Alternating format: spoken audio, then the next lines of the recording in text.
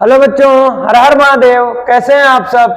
स्वागत है आप सभी का मंगलम सीरीज में। और जैसा कि आप थंबनेल पर देख पा रहे हैं, रसायन विज्ञान इंट्रोडक्शन ऑफ केमिस्ट्री। आज ये पहली क्लास है और इस पहली क्लास में सबसे पहले बेटा इंट्रोडक्शन ऑफ केमिस्ट्री, क्योंकि जो आपकी ये आरआरबी ग्रुप डी स्पेशल मंगलम सीरीज है, इसमें मैं, जैसा कि आप शुक्ला सर देख पा रहे हैं थंबनेल में, मैं आपको रसायन विज्ञान का पूरा पोर्शन कराऊंगा। तो सीधा स्टार्ट करते हैं और जानते हैं कि रसायन विज्ञान का जो ग्रुप डी का ऑफिशियल सिलेबस है वो क्या है।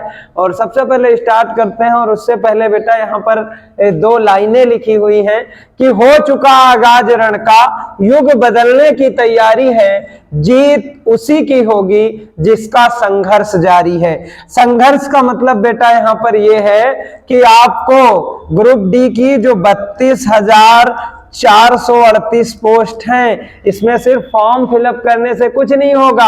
अब आपको एक स्मार्ट तरीके से जो भी पाठ्यक्रम है उसको अच्छे से जानकर फिर उसकी विथ कॉन्सेप्ट नोट्स बनाकर अच्छे से प्रिपरेशन करनी है, ताकि आप इस परीक्षा में बेहतर से बेहतर कर पाएं। बाकी समय न गंवाते हुए सीधा चलते हैं अपने पाठ्यक्रम पर और जानते हैं कि पाठ्यक्रम में बेटा क्या क्या हमको रसायन विज्ञान में पढ़ना है। तो जैसा कि RRB group D chemistry syllabus, ये बेटा ऑफिशियल सिलेबस है कि इतने जो चैप्टर्स हैं उसके जो प्रमुख पार्ट हैं वो कवर करना है आपको।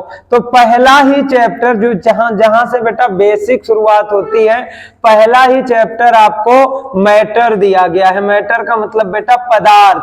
क्या होता है पदार्थ, अभी पहली क्लास में डिस्कस करेंगे। इंट्रोडक्शन में आपको बताएंगे कि मैटर क्या होता है, मैटर की कंपोजिशन क्या होते हैं, मैटर कितने फॉर्म में पाया जाता है, इसकी फिजिकल स्टेट क्या है, भौतिक अवस्था क्या है, रासायनिक अवस्था क्या है, कितने भागों में इसको भौतिक अवस्था में, कितने रासायनिक अवस्था में, और मैटर्स का कंपोजिशन क्या होता है उसको डेप्थ में पढ़ेंगे बेटा।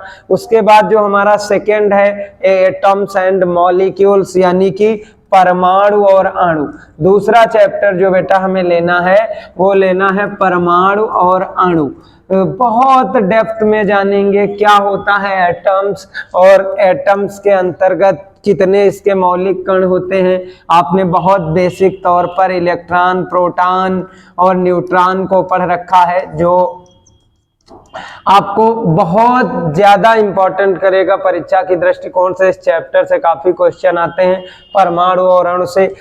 उसके बाद अगला चैप्टर बेटा स्ट्रक्चर ऑफ एटम, परमाणु संरचना। इसके बारे में डेप्थ में जानेंगे कि परमाणु संरचना और परमाणु संरचना से संबंधित जो प्रमुख मॉडल हैं, वो चाहे आपका थॉमसन मॉडल हो, वो चाहे आपका वो रदरफोर्ड जी का मॉडल हो, या फिर नील्स बोर का परमाणु मॉडल्स, जो कि बहुत इंपॉर्टेंट है। नील्स बोर जी का जो परमाणु मॉडल है, इन सारे मॉडलों का यहाँ पर डेप्थ में एक एक चीज को जानेंगे। ये ऑफिशियल सिलेबस है, तो इस सिलेबस को पहले जान ले रहे हैं कि इस सिलेबस में हमको इसके अंदर क्या क्या पढ़ना है। ये तो बेटा केवल और केवल चैप्टर के नाम दिए गए। इस चैप्टर के अंतर्गत आपको बहुत डेप्थ में पढ़ना, एक एक चीज आपको बहुत अच्छे से विथ कॉन्सेप्ट यहाँ पर पढ़ाया जाएगा, और एक एक चीज आपको अच्छे से जानना भी है। तो यहाँ पर सिलेबस को पहले आप एक जगह पे लिख लेंगे। पहला चैप्टर बेटा मैटर है, पदार्थ। दूसरा है एटम्स एंड मॉलिक्यूल्स, यानी परमाणु और अणु। तीसरा जो हमारा चैप्टर है बेटा स्ट्रक्चर ऑफ एटम, यानी परमाणु संरचना। उसके बाद बेटा अगला जो हमारा चैप्टर है वो है केमिकल रिएक्शंस एंड इक्वेशन।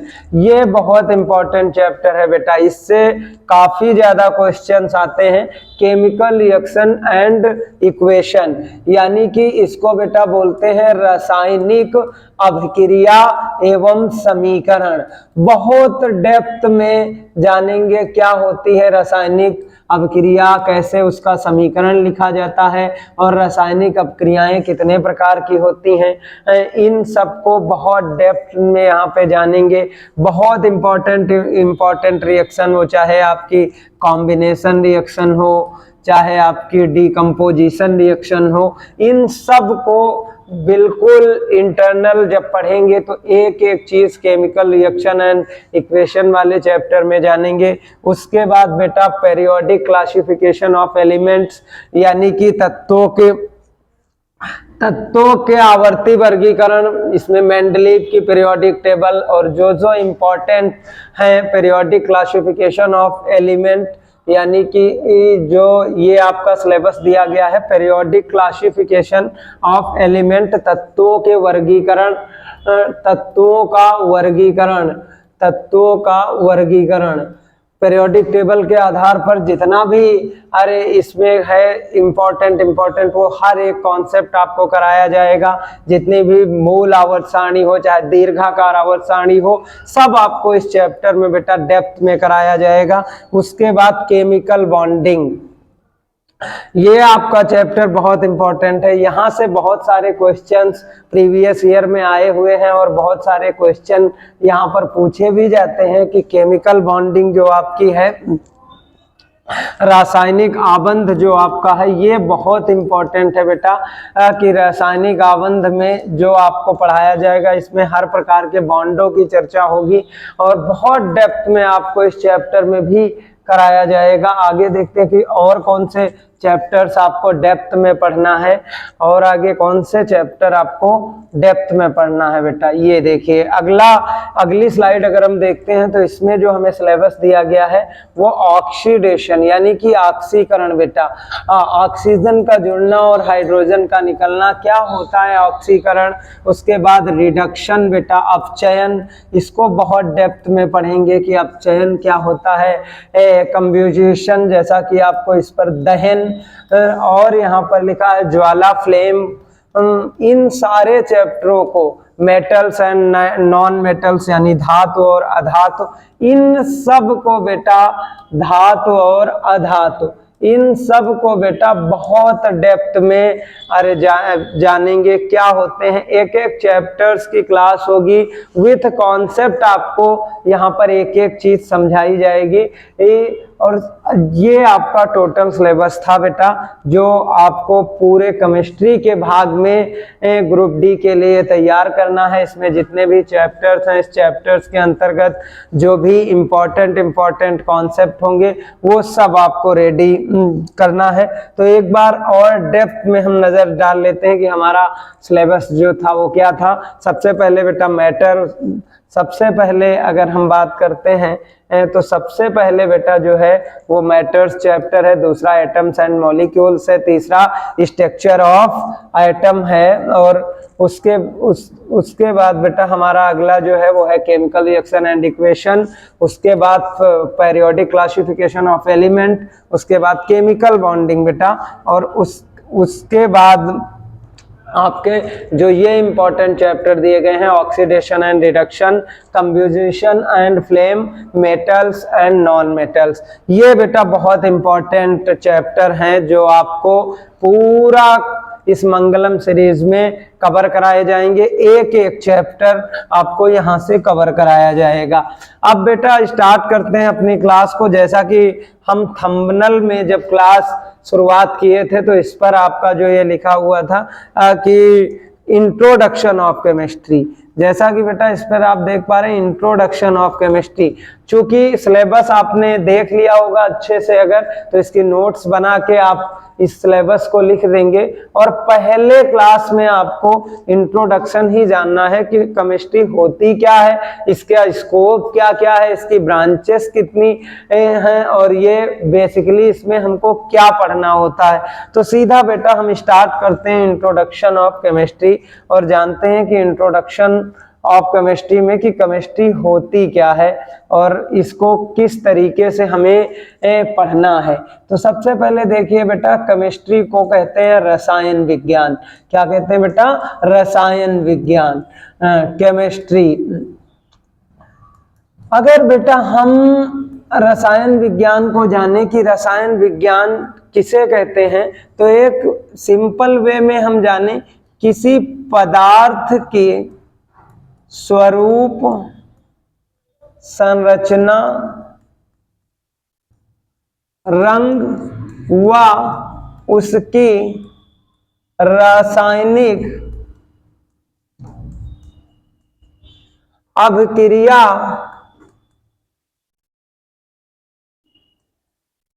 का अध्ययन ही रसायन विज्ञान कहलाता है।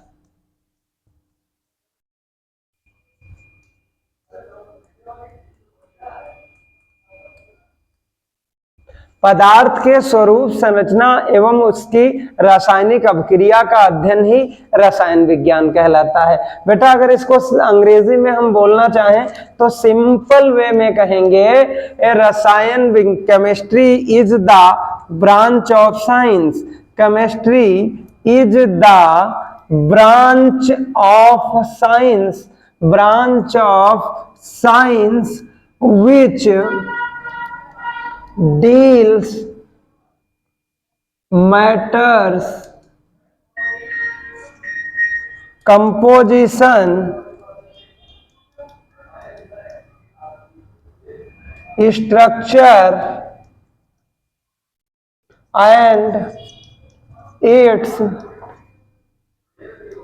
chemical reactions। बिल्कुल बेटा, एकदम सिंपल वे में chemistry is the branch of science which deals the matter composition, structure and it's chemical reaction, यानी कि किसी पदार्थ के स्वरूप, संरचना एवं उसकी रासायनिक अभिक्रिया का अध्ययन ही रसायन विज्ञान है। तो सबसे पहले बेटा, चूंकि हमारा एग्जाम वन डे एग्जाम है और इसमें आपको हर एक चीज को डेप्थ में जानना है, तो इसमें जब आप देखेंगे तो बहुत सारे बच्चे बोलेंगे सर सबसे पहले पदार्थ तो बताइए, क्योंकि पदार्थ पहला चैप्टर ही है और इसकी जब डेफिनेशन हम पढ़ रहे हैं, इसकी परिभाषा जब पढ़ रहे हैं बेटा, तो सबसे पहले कह रहा है chemistry is the branch of science which deals matters, matters composition, structure and it's chemical reaction. तो बेटा सबसे पहले तो हमको यही जानना है कि मैटर क्या होता है। मैटर हम सर किसे कहेंगे, पदार्थ किसे कहेंगे। तो बेटा आपको सिंपल वे में याद रखना है, दुनिया की प्रत्येक वस्तु जो क्या करती है, या तो स्थान घेरती है या उसमें कुछ ना कुछ द्रव्यमान होता है। द्रव्यमान मतलब वजन। अभी आपको भार और द्रव्यमान में अंतर भी बेटा बताएंगे हम आगे डेप्थ में। यहां आप समझिए बिल्कुल कि दुनिया की ये प्रत्येक वस्तु जो कुछ ना कुछ स्थान घेरती है या जिसमें कुछ ना कुछ द्रव्यमान होता है, वो क्या कहलाती है, पदार्थ कहलाती है। अब इसको और सिंपल में बेटा कैसे जाने, जैसे मैं आपसे कहूं हमें कोई दो पदार्थों के नाम बता दो, तो आप कहोगे सर हम कैसे बताएं पदार्थ किसे कहते हैं। तो सिंपल वे में याद रखना बेटा, हम यहाँ पर खड़े हैं, अब जब खड़े हैं तो पीछे का हिस्सा आपको नहीं दिख रहा है, क्यों, क्योंकि हम स्थान घेर रहे हैं और मेरा कुछ वजन है। अरे सर कुछ नहीं, बहुत ज्यादा वजन है, तो हम पदार्थ हैं। तो हम क्या हैं सर, पदार्थ हैं। इस प्रकार दुनिया की प्रत्येक वस्तु, कोई भी वस्तु, मेरे हाथ में पेन है, अब इसको यहाँ पर हम रख रहे हैं तो ये क्या स्थान घेरा, तो ये भी एक प्रकार का पदार्थ है। अब इस तरीके से बहुत सारी चीजें जो आपको अपने आसपास दिखाई देती हैं वो सारी पदार्थ हैं। अब ये पदार्थ को हम सिंपल वे में ऐसे याद रखेंगे कि दुनिया की प्रत्येक वस्तु जो स्थान घेरती है या जिसमें कुछ ना कुछ द्रव्यमान होता है वो क्या होती है, पदार्थ होती। अब पदार्थ को दो भागों में बांटा गया बेटा, भौतिक अवस्था और रासायनिक अवस्था के आधार पर। तो उसको हम जब पहले चैप्टर को पढ़ना शुरू करेंगे तब वहां पर जानेंगे। यहां पर आपने ये जान लिया पदार्थ किसे कहते हैं। तो पदार्थ की सिंपली परिभाषा आपको ऐसे याद रखनी है कि दुनिया की प्रत्येक वस्तु जो स्थान घेरती है, जिसमें कुछ ना कुछ वजन होता है, वो क्या कहलाते हैं, पदार्थ कहलाती है। तो बस इसी पदार्थ के स्वरूप, संरचना एवं उसकी रासायनिक अभिक्रिया के अध्ययन को ही रसायन विज्ञान की कहा जाता है। अब इसको बेटा और अगर सिंपल वे में हम जाने कि रसायन विज्ञान की उत्पत्ति कहां से हुई, ये शब्द कहां से आया। तो सबसे पहले रसायन विज्ञान की उत्पत्ति के बारे में बहुत सारी हाइपोथेसिस हैं बेटा, बहुत सारी अवधारणाएं इसके बारे में है कि रसायन विज्ञान की उत्पत्ति कहीं से मानी जाती है। लेकिन जो सबसे प्रचलित बेटा मत है वो माना जाता है कि रसायन विज्ञान की उत्पत्ति मिस्र देश से मानी जाती है बेटा। मिस्र, जिसको कि इजिप्ट बोलते हैं, मिस्र देश से मानी जाती है। अब मिस्र देश का कौन सा शब्द है बेटा, अगर कौन से शब्द की बात कहता है तो वो शब्द है बेटा कीमिया। क्या है? कीमिया। और इस कीमिया का अर्थ क्या होता है बेटा? इस कीमिया का अर्थ होता है ब्लैक सॉइल। क्या होता है बेटा? Black soil. ब्लैक सॉइल का मतलब काली मिट्टी बेटा। क्या? काली मिट्टी। यहां से बहुत इंपॉर्टेंट है बेटा एक नंबर के क्वेश्चन, क्योंकि ये आपका एग्जाम जो है ना वो वनडे एग्जाम है। एक नंबर का क्वेश्चन पूछा जा सकता है कि रसायन विज्ञान की उत्पत्ति किस देश से मानी जाती है, तो बेटा याद रखना है मिस्र से मानी जाती है। किस शब्द से मानी जाती है? कीमिया से मानी जाती है। कीमिया का अर्थ क्या होता है? ब्लैक सॉइल होता है, काली मिट्टी होता है। चूंकि बेटा ये मिस्र से इसकी उत्पत्ति मानी जाती है, मिस्र एक कृषि प्रधान देश है। वही मिस्र जिसको बेटा आपने डेप्थ में पढ़ रखा है कि मिस्र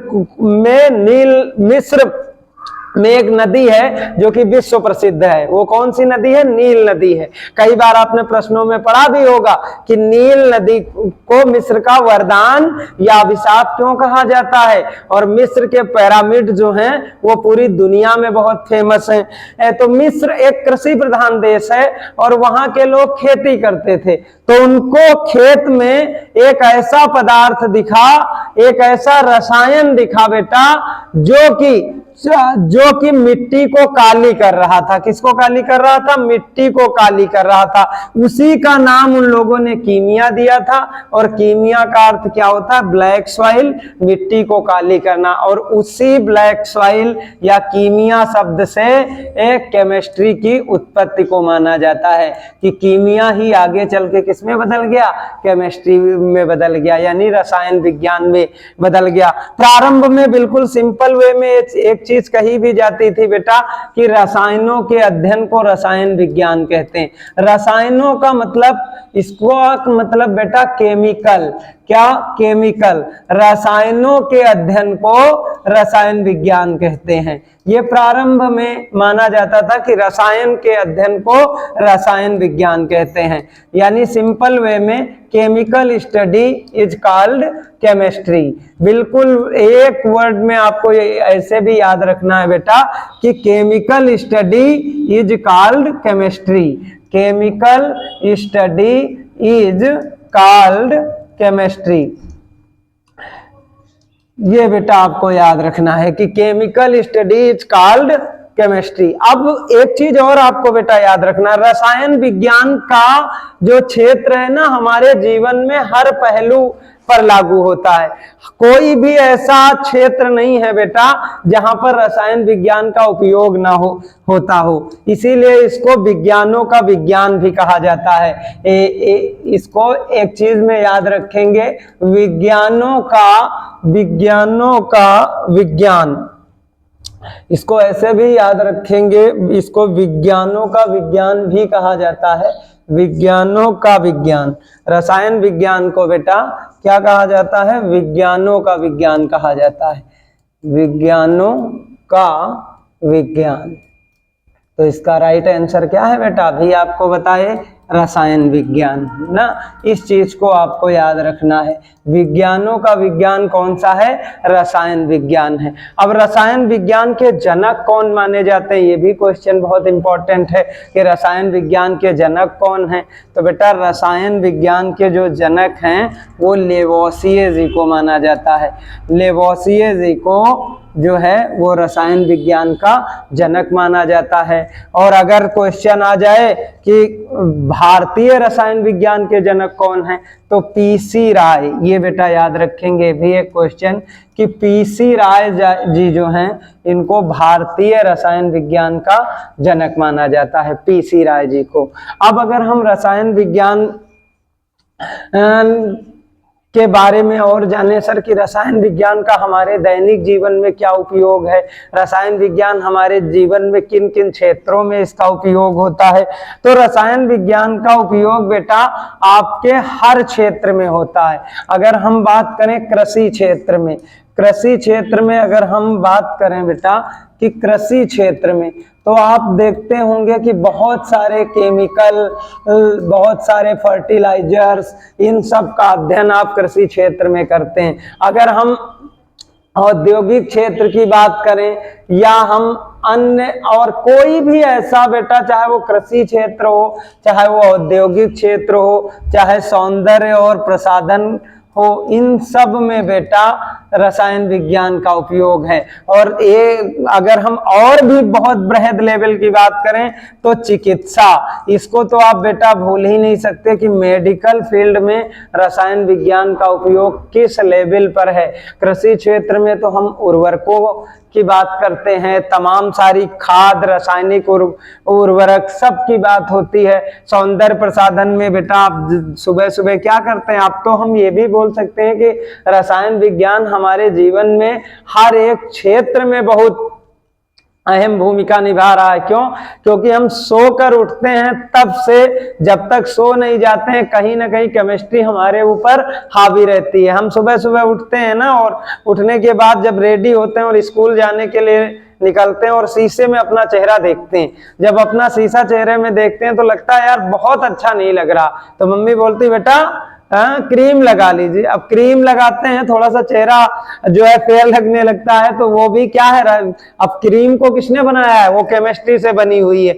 या हम जब लेटने जाते हैं तो शुरुआत हम वहां से करते हैं, टूथपेस्ट करते हैं बेटा, सबसे पहले वो भी तो केमिस्ट्री का बना हुआ है।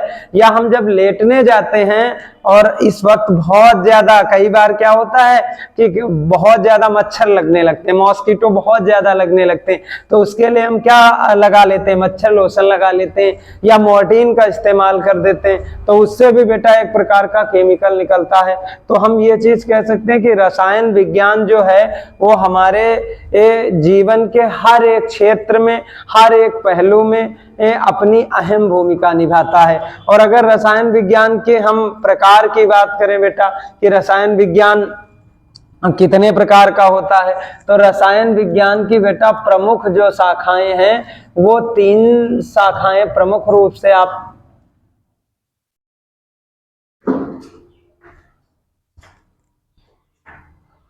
अब बेटा जानते हैं रसायन विज्ञान की प्रमुख शाखाएं कौन कौन सी होती हैं। तो हम अगर यहाँ पर बेटा बात करें रसायन,